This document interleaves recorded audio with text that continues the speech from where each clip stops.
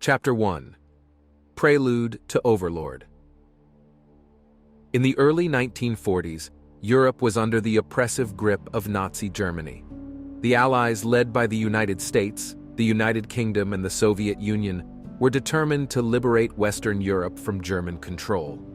The planning for Operation Overlord began with the recognition that a massive amphibious invasion was necessary to establish a beachhead in Normandy, France. Chapter 2. Planning and Preparation. In 1943, a team of military strategists, including General Dwight D. Eisenhower, devised a plan to invade Normandy.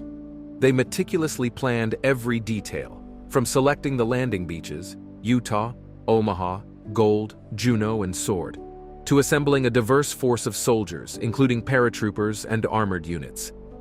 Chapter 3. The Deception. To mislead the Germans, the Allies launched an extensive deception campaign known as Operation Fortitude. They created fake armies and used double agents to convince the Germans that the invasion would occur at Calais rather than Normandy. This ruse was crucial in keeping German forces spread thin. Chapter 4.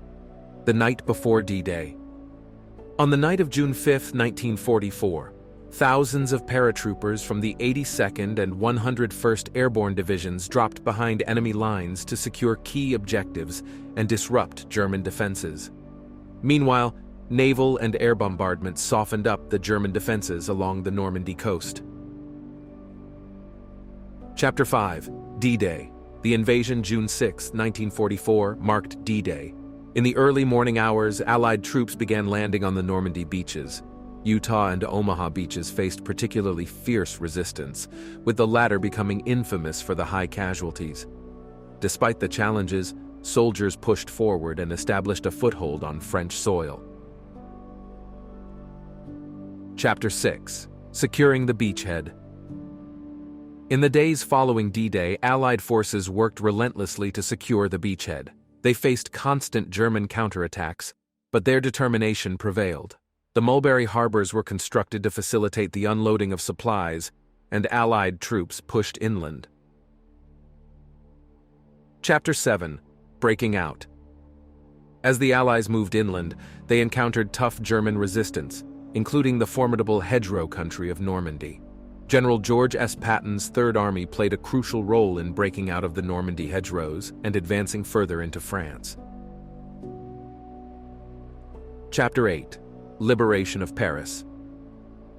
By August 1944, the Allies reached Paris, and the French resistance rose up against the Germans. On August 25, 1944, Paris was liberated, and the French tricolor flag flew once again over the city. Chapter 9. Pushing east. With the Normandy beachhead secure, the Allies continued their advance eastward, liberating towns and cities along the way. The liberation of Belgium and the Netherlands followed as the Allies pressed towards Germany. Chapter 10. The Battle of the Bulge. In December 1944, the German counteroffensive known as the Battle of the Bulge created a significant setback. However, the Allies managed to hold their ground and eventually pushed the Germans back. Chapter 11. The Final Push.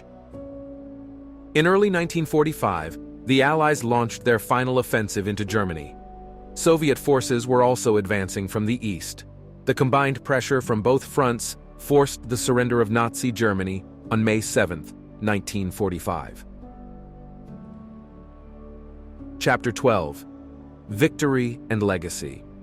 Operation Overlord was a monumental success that paved the way for the liberation of Western Europe from Nazi tyranny.